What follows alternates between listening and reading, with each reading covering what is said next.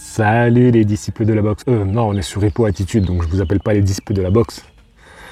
Oh, il y a un chien qui arrive vers moi là. Je me suis installé dans les calanques pour vous faire cette vidéo. On va parler du dernier chapitre d'Hippo. En tout cas, ce qui se passe en ce moment dans les derniers chapitres d'Hippo. Oh, le chien est vers moi, il est tout seul. Reviens te voir ton maître, toi. Vous voulez le voir? Je sais pas si vous l'avez vu. Bon, du coup, je suis venu ici pour être un peu tranquille. C'est génial ici, franchement, c'est magnifique. Je viendrai souvent, je viendrai régulièrement faire des vidéos ici, parce que c'est vraiment magnifique. Ça me fait du bien, là, je suis parti, tu vois, il est 8 h du matin, là, pour faire ça. Bon, je suis en tenue de sport, hein, parce que c'est ma sortie cardio. Bon, oh, les chiens, calmez-vous, là. Bon, on va revenir au sujet de Hippo, parce que vous en foutez d'où je suis. ça sent l'été, t'as les vacances et tout. Du coup, Hippo. Il faut être à jour, les gars. Faut être à jour. Je vais faire des vidéos aussi pour le début de la série. L'animé et aussi les scans. Je pense que je vais essayer de faire des épisodes où je compare. Il y a un chien, il est grand comme un cheval, wesh. Je vais comparer l'animé et les scans. Donc je pense que je regarderai un épisode. Après, je vais lire les scans jusqu'à la fin de l'épisode. Et après, je ferai une review à chaque fois. Tu vois, ça fera animé, scan en même temps. Et je donnerai un petit peu des comparaisons et je dirai un peu ce que j'en pense à chaque fois. Mais là, pour le moment, on va réagir à ce qui se passe parce que vous savez que Hippo, il s'est retiré, qu'il est devenu entraîneur. Et du coup, on ne sait pas s'il reprendra un jour ou l'autre la boxe. J'en ai déjà parlé précédemment. Mais là, il est allé au Mexique avec Sando pour aider la préparation de Vorg qui doit faire sa défense de titre et Wally, donc Mowgli, qui doit défier le champion du monde. Donc du coup, ils sont allés aider les deux gars à se préparer, en sachant que Hippo, il les a tous affrontés, ces boxeurs-là dont je vous ai parlé, il les a déjà tous affrontés chez les professionnels. Et il les a tous battus.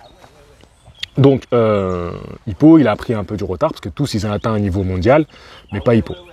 Donc du coup, ce qui est intéressant de voir, c'est qu'est-ce que Hippo, ça va donner, alors qu'il s'est retiré et que les autres ont beaucoup plus d'expérience et sont allés beaucoup plus loin dans la boxe que lui, où il s'est arrêté, Hippo, le moment où Hippo s'est arrêté, et de voir ce que ça va donner pendant la mise de gants. Donc c'est soi-disant une mise de gants sans contact.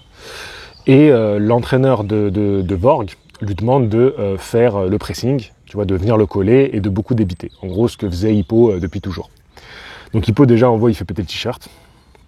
Et on voit qu'il est taillé comme jamais, tu vois, il est tracé, il est impeccable. Donc tout le monde se dit, bon ok, le gars il est en forme, il continue à s'entraîner.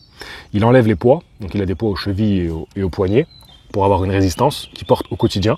Donc là, on va essayer de faire un petit point avec la réalité.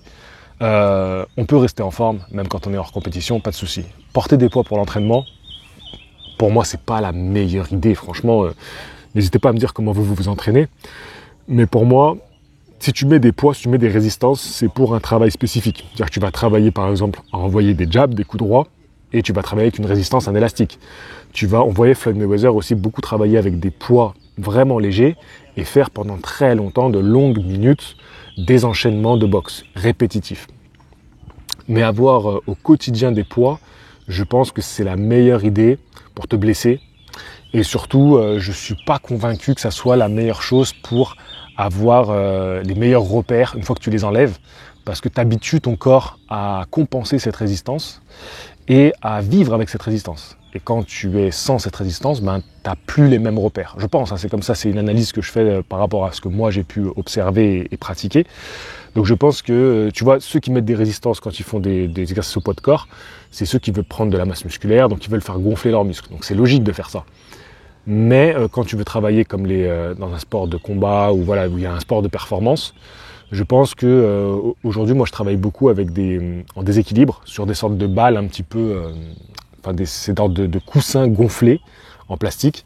Donc tu les gonfles avec une pompe et après tu te mets sur une jambe ou tu mets la main dessus et ça crée un déséquilibre. Ça, je trouve ça beaucoup plus intéressant pour pouvoir apprendre à ton corps à compenser les déséquilibres et à te remettre tout de suite bien sur tes appuis ou aller chercher tous les petits muscles. Mais avoir au quotidien un poids, je trouve pas ça très intelligent. Tu vois, je trouve pas ça très intelligent. Bref, c'était la petite aparté, est-ce que c'est réaliste? Donc je pense pas. Mais en tout cas, on est dans un manga, donc on s'en fout un petit peu. Et dès les premiers échanges, on voit que Hippo, il est super rapide. Tu vois, et ça envoie, ça va vite. Et même Vorg, il est impressionné, tu vois. Et lui, il sait qu'il faut qu'il soit vigilant. Et même dans sa tête, il se dit, je l'ai un peu sous-estimé. Et le truc, c'est ok, Hippo, il est en forme physique. Ok, Hippo, il va vite. Ça part vite. Mais est-ce que Hippo, il a encore les réflexes du boxeur? Est-ce qu'il peut prendre des coups? C'est ça la grande question, parce que c'est aussi un peu pour ça qu'il a stoppé. C'est suite à des soucis de santé, vous vous souvenez, il avait des déséquilibres, il avait la main qui tremblait, il ne pouvait plus écrire, il ne pouvait plus faire une ligne droite, donc plein de choses comme ça. Donc c'est sûr que c'est ça qui nous inquiétera le plus dans la mise de gants de Hippo. De savoir, est-ce qu'il est capable d'encaisser les coups, comment psychologiquement il va appréhender ça, la peur peut-être des coups. Et ça s'arrête le chapitre juste au moment où il y a un uppercut qui part de Vorg. Et donc ça s'arrête là. Et donc on ne sait pas, moi je me dis, qu'est-ce qui peut se passer? Hippo qui a un mauvais réflexe, c'est-à-dire qui a peur, tu vois, qui ferme les yeux, tu sais les réflexes de débutant là. Je ferme les yeux, je fuis le coup. Hippo qui a un super réflexe qui va faire une esquive ou une parade. Hippo qui va contrer. On parlait du contre, du fameux contre. Est-ce que Hippo, c'est pas devenu un meilleur contreur? Donc c'est un peu, moi c'est les options que j'ai. Ou alors qu'il va encaisser le coup et il va tomber KO, il va s'effondrer. Parce que c'est censé être une mise de gants sans contact. Mais les coups que Hippo il a mis, si Vorg il les esquive pas, il les prend. Le coup que Vorg il vient de mettre, si Hippo il réagit pas, il va le prendre. Donc je sais pas.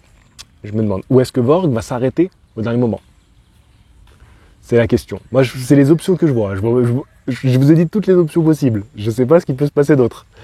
Ce que j'espère le plus,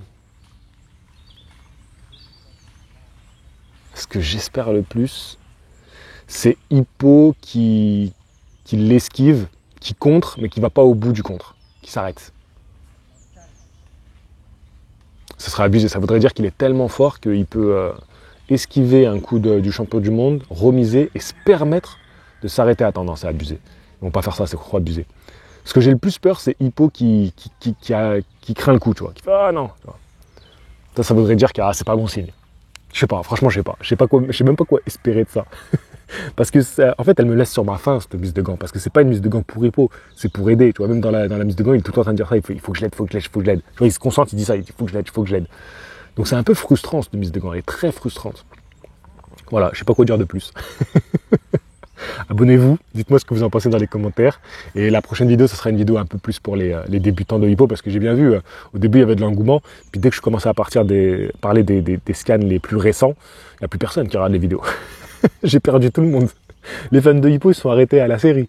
Bande de faux fans, de fans en carton. Je dis ça, mais moi j'ai mis des années avant de les lire. Je les ai lus tous il n'y a pas longtemps. Mais franchement, je vous invite vraiment à les lire. Bref, dites-moi ce que vous en pensez en commentaire. N'hésitez pas à vous abonner. Vous savez que j'ai une chaîne principale qui s'appelle Box Attitude, qui a passé les 90 000 abonnés. J'ai créé il y a un mois, il n'y a même pas un mois, ça ferait un mois dimanche, une chaîne de podcast qui est déjà à 1700 abonnés. Pourquoi sur Hippo ça prend pas? C'est quoi ce délire? Alors qu'il y a une communauté de ouf et voilà. C'est pas normal ça. C'est pas normal. Envoyez ça à vos potes qui aiment Hippo. Zut. Voilà. Bon allez, je vous dis à la prochaine. Maintenant je vais aller continuer mon entraînement tranquillement. Et puis voilà quoi, avec les oiseaux qui chantent. Ciao tout le monde. Fighting!